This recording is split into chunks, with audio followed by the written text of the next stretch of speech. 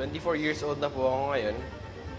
Before V-Mobile, kakagraduate ko lang po.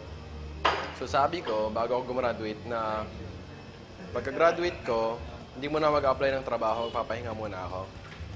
Kasi napagod ako mag-aral. So ang ginawa ko, naglaro-laro muna ako ng Dota. Sobrang addict ko po talaga sa Dota na dati, pag lunchtime po namin, hindi po ako pumapasok. Naging pick-up artist rin po ako. Tapos meron ako na-meet friend ng friend ko. Habang papunta kaming convenience store, nakwentuhan niya ako ng negosyo niya. Tinanong ko siya, anong negosyo mo? Sabi niya, pwede ka raw mag-load ng lahat ng networks. Tapos pwede ka raw kumita ng malaki, pwede ka raw yumaman. So nagustuhan ko siya. And then sumali ako. Hindi ko alam yung marketing plan, hindi ko alam yung company name. Hindi ko rin alam na networking siya. Kasi dati sobrang negative po ako sa networking.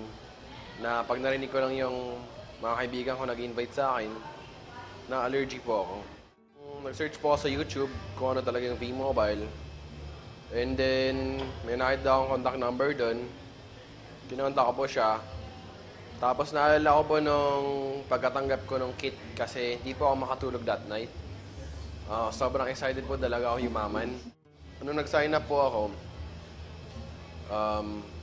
marami po akong ginawa. Kasi yung nag-invite po sa akin, bago lang rin po siya. So, naging supportive naman po siya. Tinuruan niya po talaga ako ng mga alam niya. So, nag-research din po ako kung ano po talagang dapat gawin.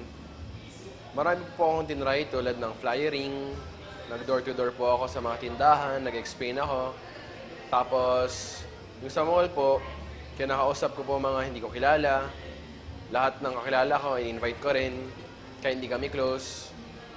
And then, first time ko po talaga mag-firing na nakakaya po talaga kasi pag bago pa lang pala, pag nare-reject ka, masakit pala yun. Kaya nga ngayon, pag may nagbibigay sa akin ng flyers, kaya hindi ako interesado, kinuha ko pa rin. Kasi alam ko yung feeling nila na nasasaktan sila pag nare-reject mo sila.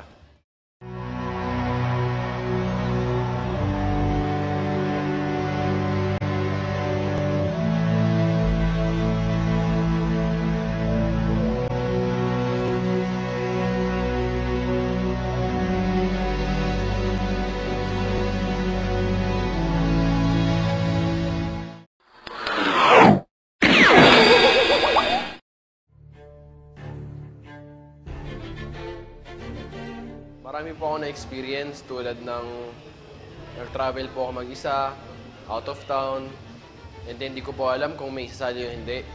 Pero may dala po akong mga kits. Ay, isang kit lang po pala kasi nag-start pa lang ako nun. Tapos nag-represent po ako sa 30 or 50 people. Ang malupit po doon, wala pong sumasali. Pero at that time, sabi ko, kahit pagod na ako, gutom na ako, sabi ko okay lang kasi alam ko naman mga successful people, nahirapan talaga sila nung simula.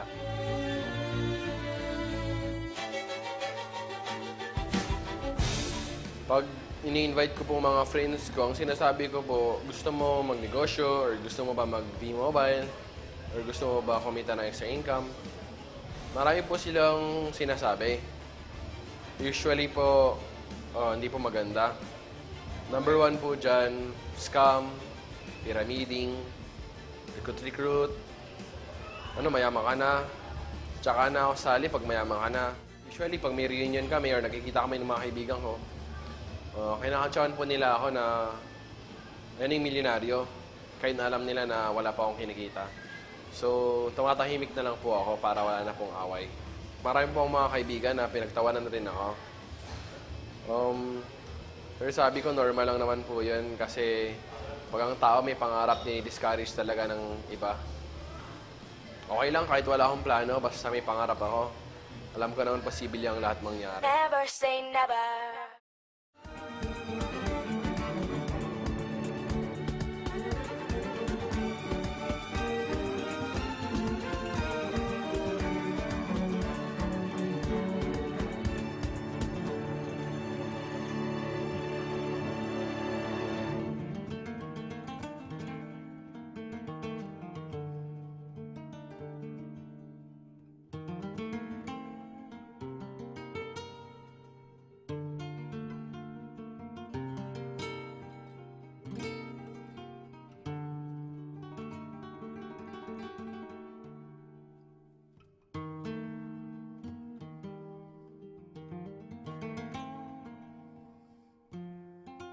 Hindi lahat ng sumasali is nagiging active. Tapos, yung iba, sumali lang, tapos hindi naman gumalaw. Yung dati po kasi wala pa pong office sa Davao. And mini-meet up ko po sila sa McDo, sa mall po. Minsan po, meron po ako pangbili ng snack nila. Minsan naman po, wala po akong pera, extra pera, para pang bili ng pagkain nila. So, nagpe-present lang po ako sa McDo. Doon po sa labas para hindi po ako sitahin.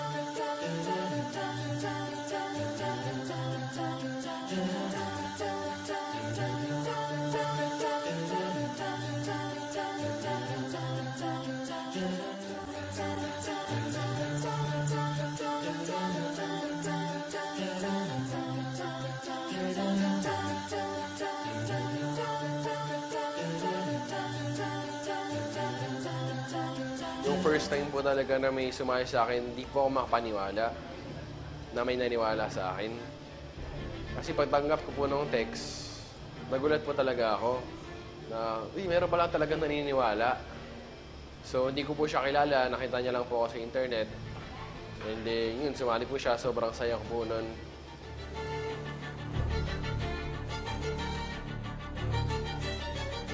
Natutunan ko rin na hindi mo pala kayang pilitin ng tao na yumaman. Kasi dapat siya mismo gustuhin niyang yumaman. Kasi kahit anong gawin mo, kahit i-drag mo pa siya sa office, drag mo pa siya sa training, pag ang utak niya na sa ibang bagay, wala rin mangyayari.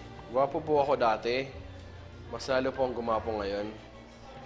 So, yung nag-change po is mas naging responsable po ako. Tapos, nabuhay po yung mga pangarap ko. Masarap na nga pong kumita ng pera. Ang masasarap pa po doon, yung walang katumbas na pera is, after mo mag-present, may lalapit sa'yo kahit isa lang o dalawa. Tapos sasabihin nila na, salamat sa'yo, nabuhay yung pangarap namin. Akala ko kasi wala nang pag-asa sa Pilipinas. Akala ko abroad lang pag-asa. Yung pala, ang opportunity pala, meron pala nasa Pilipinas. So, salamat. Lahat ng mga successful people, pati lahat ng nag-fail, pare-pareho lang po ang dinaan ng hardship sa buhay. Pare-pareho lang dinaan ng failure, challenges, obstacles.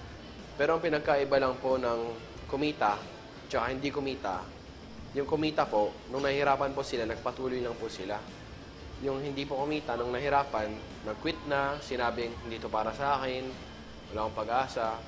So, yun po yung pinagkaiba nila, yung determination po. Yung pinaka-goal ko po talaga nung nagsimula ako is kumita talaga ng maraming pera. Ngayon, nung pinag-aralan ko po yung networking, na-realize ko po na ang maganda po sa networking, hindi lang po pala pera-pera. Ito po yung negosyo na pwede kang kumita ng malaki habang nakakatulong ka po sa ibang tao. I believe I can fly. Woo. I believe I can touch the sky. I think about it every night and day. Spread my wings and fly away. I believe I can soar. I see me running through that open.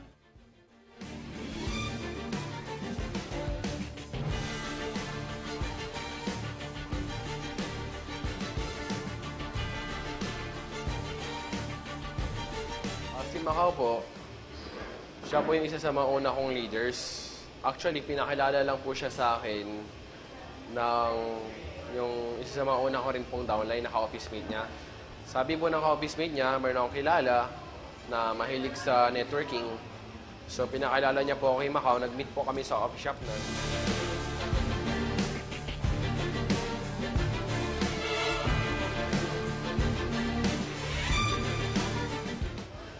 kinabahan po ako nun kasi wala pa po talaga ako masyadong pera para manlibre ng coffee shop. So, inisip ko po noon na sana bumili siya ng kape niya para hindi kami paalisin sa coffee shop. So, naalala ko po yung suot ko noon, nakasando lang po ako, naka-shirts, tsaka naka-chinelas. Pero ang mabuti naman po, hindi niya po ako ginudge sa suot ko. So, nakinig po siya ng mabuti kung ano po talaga yung business. And then, nagustuhan niya, and then sumali po siya. Marami po akong naging achievement nung sumali po ako sa V-Mobile. Isa po dyan is, first time ko po nabili yung iPad ko. Tapos yung touchscreen ko po na cellphone. First time ko rin po makabili ng Lacoste na sapatos. Tsaka yung mga branded na damit na ako talaga bumibili. Yung pinakamalaking achievement ko po is yung nakabili po ako ng sarili kong sasakyan. Masasarap po talaga pag ikaw po yung nag-work for your achievement.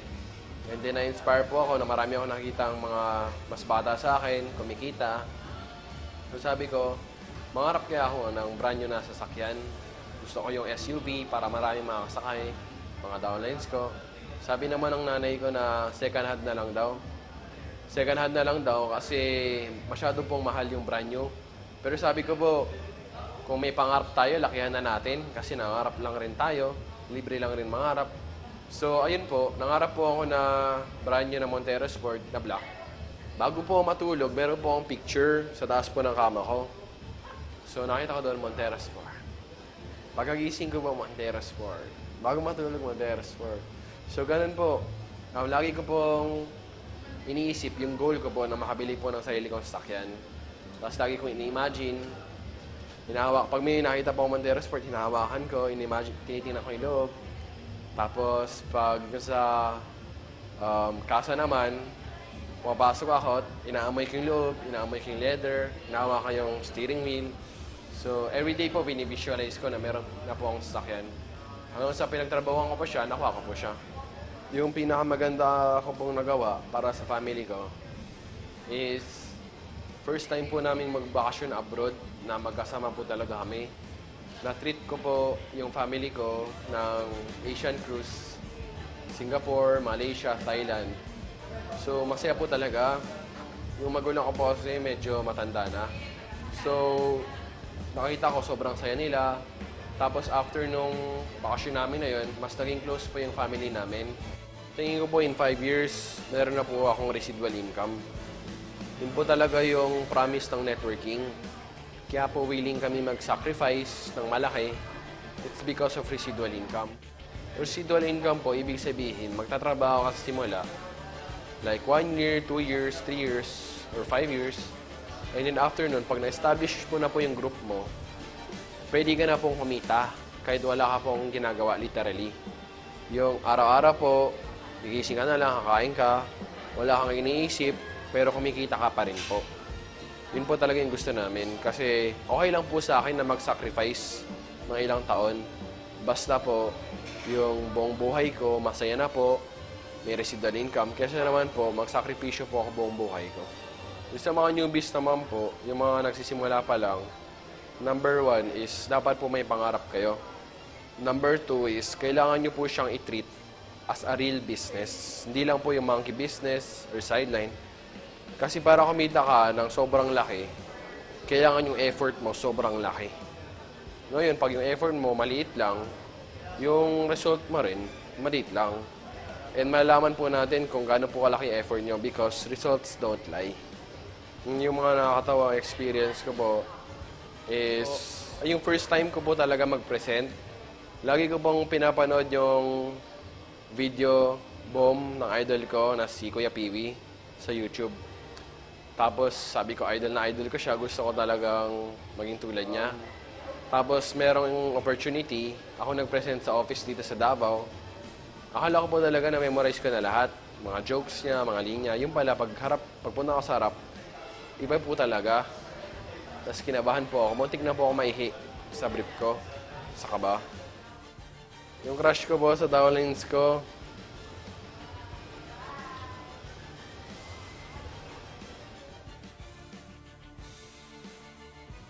secret po kasi, mahihain po ako. Yung goal ko po talaga is magkaroon po ako sa savings ko ng hindi naman po masyadong malaki.